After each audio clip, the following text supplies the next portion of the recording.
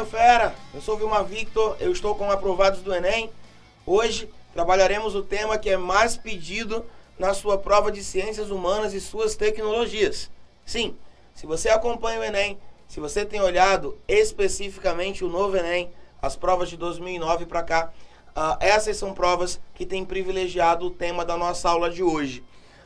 Muita gente se pergunta como é fácil perceber que o nosso assunto aqui de hoje, patrimônio histórico-cultural, tá aqui na sua telinha, ele é o mais pedido da prova de Ciências Humanas. E, primeiro, eu lhe desafio a achar algum ano em que o patrimônio histórico não esteja na sua prova. Desde 2009 para cá, esse é um assunto que aparece todo santo ano, com, no mínimo, por baixo, 2 questõezinhas. Diria mais, diria que um dos focos para entender por que esse é um assunto tão recorrente é você lembrar, fera, que no ano de 2009, muita gente esquece desse detalhe, a primeira prova, que seria a primeira prova do Enem oficial, do novo Enem oficialmente, ela foi roubada. Essas coisas que acontecem no Brasil, né? O país onde a banana come o macaco, o poste mija no cachorro e chove pra cima. A prova foi roubada um pouco antes de acontecer. E muita gente, quando vai fazer expectativa de prova, esquece de ver que como aquela seria a primeira prova, ela dava os caminhos para os anos seguintes. E aquela era uma prova que tinha muitas questões de patrimônio histórico. Eu falei em 2 por baixo, mas esse assunto já apareceu em 3 questões, 5 questões e no máximo de até 7 questões, como aconteceu em um desses anos, tá bom? Então, inicialmente, quando eu falo em patrimônio histórico-cultural, eu estou falando de um tema internacional, um tema que está ligado diretamente à Unesco e às suas categorizações, tá? Então, se eu desconstruo contigo, eu consigo entender na hora feito caldo de cana, na hora feito que suco de morango, aquela bebida ótima da sua infância, tá? Patrimônio. Sempre que você diz que alguma coisa é patrimônio, ela possui 2 características.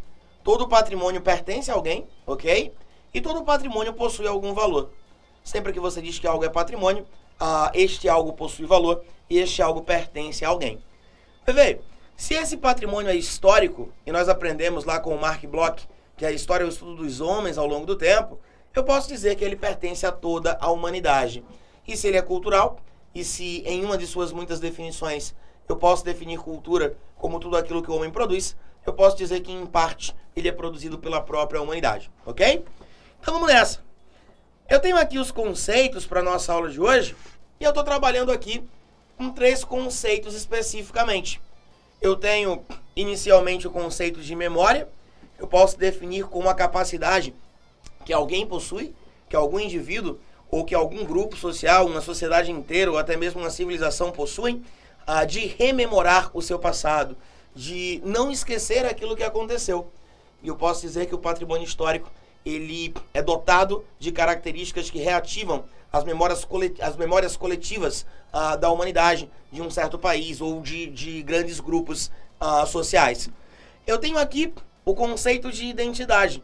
E eu posso definir identidade como a capacidade que alguém possui de se identificar com alguma coisa.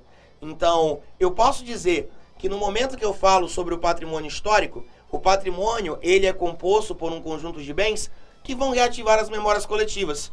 Não tem como você andar pelo centro da cidade do Recife ou pela cidade alta de Olinda, olhar para as igrejas barrocas da época colonial e não lembrar da matriz católica da nossa colonização.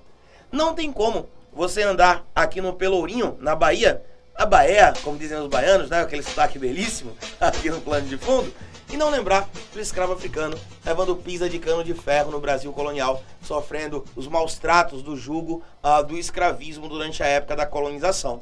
Então, imagine que eu só posso lembrar desse passado a partir do momento que eu me identifico com ele.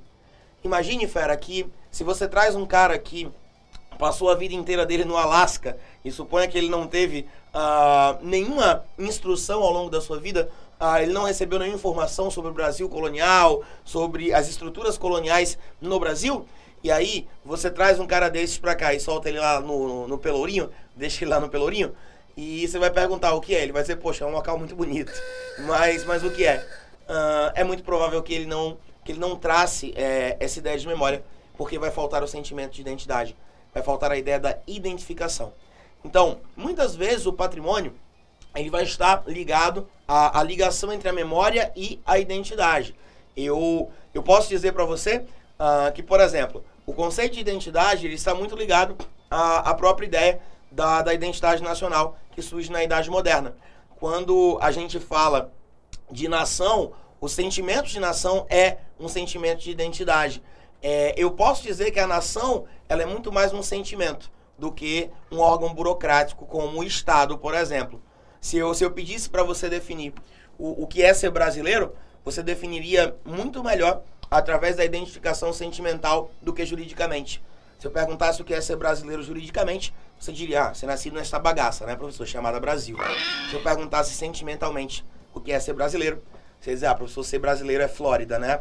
Ser brasileiro é pegar aquele ônibus lotado de manhã, desafiando aquela famosa lei da física, a lei de ocupação dos corpos no espaço, é pegar aquele engarrafamento quilométrico, né? Então, o conceito de identidade, ele está muito ligado a essa capacidade de identificação com memórias do passado que fazem referência ao presente ou vice-versa, tá bom?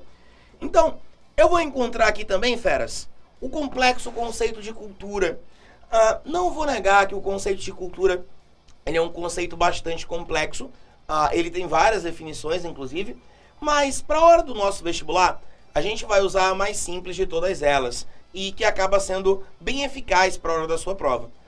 Num viés materialista, eu posso definir cultura como tudo aquilo que o homem produz. Então, quando eu falo que a cultura é tudo aquilo que o homem produz, eu posso dizer que a cultura reflete aquilo que a humanidade é por dentro. Eu gosto muito de dizer que a cultura é a lente pela qual o homem enxerga o mundo. E se a humanidade, em toda a sua diversidade, vai enxergar o mundo de maneiras totalmente diversas e diferentes, eu posso dizer que é algo que pode ser afirmado a diversidade cultural e a multiplicidade de culturas enquanto a humanidade existir, tá bom? Então, a gente vai encontrar aqui uma pequena subdivisão. Eu posso, a grosso modo, dividir a cultura em popular e erudita. Popular vem do termo aqui pop, e tudo que é pop é povão. Então, quando eu falo da cultura popular, eu estou falando de uma cultura de massa. Eu poderia citar o próprio carnaval, eu poderia citar o brega em Pernambuco, né, com as suas letras belíssimas, poéticas, nem sempre. Mas, se eu falo em cultura erudita, eu estou falando de uma cultura que ela já é uma cultura mais elitista. Então, se eu falasse da música clássica no Brasil, eu poderia dizer que eu tenho um exemplo clássico e claro de cultura erudita, porque ela seria partilhada por poucas pessoas. Já que nós falamos em cultura popular, fica uma dica muito importante. Você sabia, fera? Há alguns poucos anos atrás, podemos considerar basicamente 2012, o frevo foi reconhecido como um patrimônio imaterial de toda a humanidade. O frevo, ele vai se encaixar aqui no conceito de cultura popular e essa é uma questão que deve estar na sua prova do Enem a qualquer momento, tá bom? Porque ela saiu fresquinha do forno recentemente, tá? Então vamos nessa. Tenho aqui a definição de patrimônio histórico. E aqui a gente vai definir junto com um cara que jogava muito fácil, ali com a 10 e a faixa de capitão no meio campo, tá bom? Eu encontro aqui o francês Jacques Le Goff, um dos grandes nomes da Escola dos Análises, ela que é chamada lá na descrição do nosso site pelo Peter Burke, de a Revolução Francesa da Historiografia. E o Le Goff vai definir patrimônio histórico como um conjunto de bens de dotado valor. Bom, como eu já tinha afirmado anteriormente, esse valor é inerente ao patrimônio e esse valor ele pode ser concreto ou simbólico. O que eu quero dizer com valor concreto e simbólico? Bom, se vivemos inseridos hoje no modelo chamado capitalismo, o que é ter valor concreto no capitalismo? Valer muito dinheiro, né, professor? Mas o que seria o valor simbólico? É aquele que está além do dinheiro. É aquele que está ligado à memória, à identidade, às construções da cultura coletiva, aquilo que sobrevive ao tempo e até mesmo ao próprio dinheiro. Então, quando eu falo em valor concreto, eu poderia falar, por exemplo, você pega uma obra de um grande artista, você pega a Mona Lisa lá do Da Vinci, e vocês sabem que aquela é uma obra que é dita como obra de valor inestimável, então ela não poderia ser paga em dinheiro, ela teria um valor simbólico. Ao mesmo tempo, se no mundo do século XXI e também do século passado existem várias quadrilhas especializadas no roubo de patrimônio histórico, que é um crime internacional, eu posso dizer que uma obra dessas ela poderia ter valor concreto pois no mercado clandestino ela seria vendida por muitos milhões, tá? Quando a gente fala em valor simbólico, gente, a gente está falando de algo que simboliza. Exemplo, meu filho, aquela cueca horrorosa que você tem, verde-limão com bolinhas roxas, que você a tem desde a 6ª série, e a sua mãe já quis rasgar, já quis tocar fogo naquela miséria, você disse, não, mãe, porque essa é a minha cueca da sorte. Ela pode não valer nada para as pessoas, mas ela tem um importante valor simbólico para você. Assim é o patrimônio, meus feras. Se eu olho, por exemplo, para o templo grego do Paternum, em Atenas, na cidade alta de Atenas, eu posso dizer que, em termos concretos, aquilo não valeria muita coisa. Mas em termos simbólicos, aquilo valeria demais. Um dia, perguntando sobre as pirâmides egípcias do Gizé, eu perguntava qual o valor das pirâmides egípcias. E um ninja disse, professor, as pirâmides não teriam valor. Eu disse, por quê? Ele disse, é só pedra. Pedra lá, né, donzela? Obviamente, vai existir um valor que não é concreto, mas um valor simbólico. Olhar para as pirâmides do Gizé é lembrar da imponência da civilização dos grandes faraós no passado. Do mesmo jeito que olhar para o Paternum na Grécia é olhar e lembrar da grande imponência da civilização grega, dividida em suas cidades-estado, lá no mundo antigo ocidental. E aí, eu vou entrar aqui também no conceito de monumento, tá, meu fera? Nós temos aqui ao lado a famosa esfinge do Gizé, a esfinge que aparece aqui sem o nariz, né? Contando uma pequena curiosidade, uma pequena fofoquinha, tá, meninas? Rapidinho, sei que vocês gostam, né? O Napoleão Bonaparte, quando esteve no Egito, cismou que a esfinge de Tebas e a própria esfinge do Gizé teriam narizes mais afilados do que o dele. E Napoleão cismou de arrancar o nariz da esfinge, tá? Porque ele ficou #chateado, tá bom? Então, a gente vai encontrar aqui a ideia de monumento, que é uma ideia bem clássica. E eu tenho certeza que quando você escuta a palavra monumento, a primeira coisa que você lembra é de algo de cal e pedra, como diz o pessoal do IFAM. É de algo erigido, edificado, algo concreto, algo em que você toca. É uma associação praticamente natural. Monumento, você pensa em algo concreto. Casa de vovó, você pensa comida. São associações automáticas, né? Mas lá na sua prova do Enem, eu tenho aqui, um novo conceito de monumento. O monumento, ele hoje pode ser enxergado como qualquer coisa, qualquer produção, seja ela humana ou natural, que interesse a humanidade, que informe sobre ela e que tenha um dotado valor cultural para as sociedades humanas. Então, eu poderia caracterizar o frevo como um monumento imaterial, do mesmo jeito que eu posso caracterizar a esfinge do Gizé como um monumento material, ok? Bom, então, aqui eu vou trazer a divisão do patrimônio histórico, tá, meu fera? Que é uma divisão muito simples de ser entendida. De um lado, o patrimônio material. Como diz o termo, amor? Aquele que é matéria, aquele que é palpável, aquele que eu posso ver, que eu posso tocar. Como cai no Enem, bebê? O Enem costuma colocar isso aqui, O patrimônio material é composto por um conjunto de bens tangíveis. Professor, e o que moleste é tangível? Algo que eu posso tocar. É algo que é concreto. É algo que é visível de maneira muito simples e natural aos nossos olhos. Então, vamos para a definição. Ele vai estar aqui dividido em várias categorias. Arqueológico, paisagístico, etnográfico, com relação lá ao conceito de etnia, histórico, belas artes e das artes aplicadas. Essas são as categorias que vão abarcar o patrimônio material. E aí, eu vou encontrar aqui mais uma dicasinha. Bens imóveis, como núcleos urbanos, sítios arqueológicos e paisagísticos e bens individuais. Imóveis como coleções arqueológicas, acervos museológicos, documentais, bibliográficos, arquivísticos, videográficos, fotográficos e cinematográficos, galera. Eu posso definir tudo isso como patrimônio material, como categorias do patrimônio material. É importante você lembrar que hoje eu não posso desprezar as famosas fontes audiovisuais. Normalmente, quando falamos em fontes históricas, lembramos das escritas, das arqueológicas e também das orais, que são destacadas lá pela Escola dos Análises na sua geração da nova história. Mas hoje nós temos também as fontes audiovisuais que não devem ser desprezadas, né? Na geração atual, você sabe que tudo se filma, tudo se grava, tudo vai parar no YouTube ou no WhatsApp, né? Que talvez seja o fim de todas as coisas. Brincadeira à parte. Vamos encontrar então mais uma categoria, que é a categoria patrimônio imaterial. Então aqui, esse I vai funcionar como um prefixo de negação.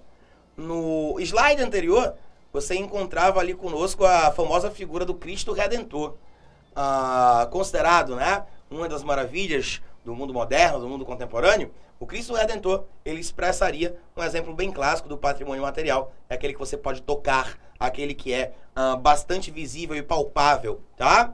Então, e prefixo de negação? Se é imaterial, é porque ele não é matéria. Logo, ele não pode ser tocado, ele não é concreto, ok? Então, se eu falei de bens tangíveis, eu posso falar de bem intangível quando eu vou falar do patrimônio material. Esse é um prefixo de negação. Tangível, eu posso tocar. Intangível, eu não posso tocar. E aí, a gente traz a definição mais usada, que é a da Unesco.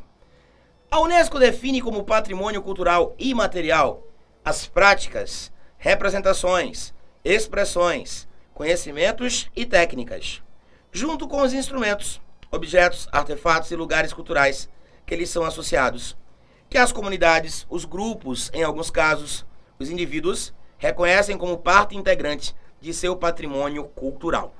Exemplo de questãozinha do Enem há alguns anos atrás. Todas essas imagens da nossa aula de hoje estavam na questão do Enem de 2007, que mesmo antes de adotar o modelo do novo Enem, já trabalhava muito com o patrimônio histórico. E lá em 2007, o Enem colocava uma questão assim, fácil, melzinho na chupeta, peitinho de véia, nada mais mole, tá, gente? Tinha uma questão lá que perguntava, dentre as imagens abaixo, qual delas pode ser considerada patrimônio imaterial? E lá estava a Esfinge de Gizé. Bebê, posso tocá-la, é matéria. Lá estava o Cristo Redentor, posso tocá-lo, também é matéria. Lá estava o Pelourinho, na Bahia, como dizem os baianos. Alô, alô, pessoal da Bahia que nos assiste, tá? Aquele abraço. O Pelourinho pode ser visitado, então ele também é um lugar, ele é material. E vai aparecer justamente essa imagem, que é a imagem da festa do Boi Bumbá, ou do Bumba Meu Boi, no norte do Brasil. Se ela é uma festa, ela é passada de geração em geração, mas como uma tradição, não como algo que você toque materialmente. Uma vez eu dava essa aula e um ninja disse, Vevê, eu acho que o patrimônio em questão na festa do Bumba Meu Boi é material. E eu disse, por quê, Donza? Lembrando que Donza é a abreviatura carinhosa de Donzelo, tá? Ele disse, porque se eu for a Belém, professor, eu posso pegar no boi, eu posso segurar o rabo do boi, eu posso tocar no chifre dele. Eu disse, ninja. Mas se o cara que faz o boi morrer, a festa não vai deixar de existir. A tradição será passada de geração a geração. Então eu posso caracterizar como patrimônio imaterial, tá bom? Para fechar a nossa aula, eu trago aqui a regulamentação e a fiscalização do patrimônio histórico. E a gente aproveita para dizer que essa fiscalização e regulamentação, ela é gerada para que o patrimônio seja protegido dos vândalos que querem destruí-lo de maneira consciente ou inconsciente, tá? Poderia citar alguns casos. No mundo islâmico, nós vamos encontrar a aplicação da jihad, da guerra santa, que muitas vezes atinge patrimônios que pertencem à humanidade. Você sabia? Há mais de 1000 anos atrás, o que hoje é o Afeganistão, uma civilização tipicamente muçulmana, já abarcou uma grande população budista. E lá no Afeganistão estavam as maiores estátuas gigantes de Buda do mundo. Lá estava um Buda esculpido em rocha de 53 metros de altura, boy. E certo dia, algumas pessoas ligadas às vanguardas do terrorismo muçulmano começaram a olhar e pensar, poxa, que Buda interessante, né? 53 metros, esculpido em pedra, seria uma pena se alguém o explodisse. E os caras detonaram as estátuas gigantes dos Budas, cometendo um crime contra o patrimônio da humanidade. Ainda esse ano, um pouco após o carnaval, saía a notícia de que o mesmo Estado Islâmico ordenava a destruição de um sítio arqueológico lá do século XIII, medieval então. No caso das estátuas do Afeganistão, uma questão que o Enem abordou alguns anos atrás, ela falava justamente sobre a tentativa de não preservar nenhuma memória que fosse pré-islâmica naquele território que hoje é um centro, um grande centro muçulmano no mundo, tá bom? Então, eu encontro aqui a Unesco, a União das Nações para a Educação, a Cultura e a Moléstia, né? A Unesco se mexe em tudo, brincadeiras à parte. E no Brasil, esse órgão se chama IPHAN, com PH, que é o Instituto do Patrimônio Histórico e Artístico Nacional, Questão do Enem, há 2 anos, o IPHAN, que foi criado na era Vargas, na época se chamava CIFAM, Serviço do Patrimônio Histórico e Artístico Nacional, e esses 2 órgãos, na esfera mundial e nacional, eles vão ter principalmente essas 4 funções aqui, meu fera. Proteção, patrimônio precisa ser protegido para que não seja atacado por vândalos. Preservação, ele precisa ser preservado com as suas características mais originais. E seguem-se o tombamento e o restauro. Lembrando, amor, quando a gente fala em tombar, muita gente pensa derrubar o patrimônio histórico. Não. Tombar é justamente catalogá-lo, é oficializá-lo juridicamente como patrimônio pertencente a um país, a um povo ou ao mundo inteiro, à humanidade inteira. Então, os rituais de tombamento, eles vão aparecer em vários documentos, como a Carta de Veneza, lá de 64, que também já foi questão de Enem. E depois do tombamento, os processos de restauro. Lembrando que restaurar significa dar um upgrade na aparência, dar uma melhorada na aparência do patrimônio, mas sem mexer nas suas características originais. Se liga, meu fera, se algum item da sua prova do Enem estiver escrito da seguinte maneira: uma das funções dos órgãos competentes, como o IPHAN e a Unesco, é a função de reformar o patrimônio histórico. Pode escrever ao lado desse item: drogas pesadas. Né? O patrimônio não pode ser reformado, porque quando você reforma, você modifica o formato original. Quando você restaura, você melhora a aparência, mas você vai manter as características originais do monumento. Professor, posso chegar lá no Rio de Janeiro, lá no Corcovado, tirar os 2 braços do Cristo Redentor que estão assim e colocá-los assim para cima? Não, não pode, porque a característica original do monumento, ela precisa ser mantida, tá? Aqui ao lado, encontramos as famosas Cataratas do Iguaçu. Só para fechar a sua aula, citando que você deve ficar atento com uma categoria chamada Patrimônio Natural. Ok, Grand Canyon, Cataratas do Iguaçu, coisas que não foram produzidas pela humanidade, mas em que ela enxerga, ou em que parte dela enxerga, ou em que algum país enxerga como parte integrante da sua cultura e do seu legado cultural e paisagístico.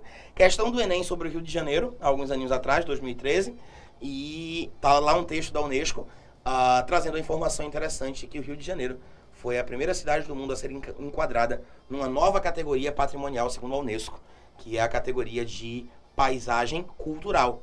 Interessante, né, professor? Uma mescla com a geografia. Paisagem, conceito geográfico. Cultural, algo que integra a cultura de um povo e está dentro da sociedade. O reconhecimento de espaços como o Pão de Açúcar, o Corcovado, como parte integrante não só da paisagem, mas também da cultura carioca e da própria humanidade, tá bom? É isso, meu fera. A gente se vê em breve. A gente se vê de novo, arrebentando no Enem com os aprovados do Enem.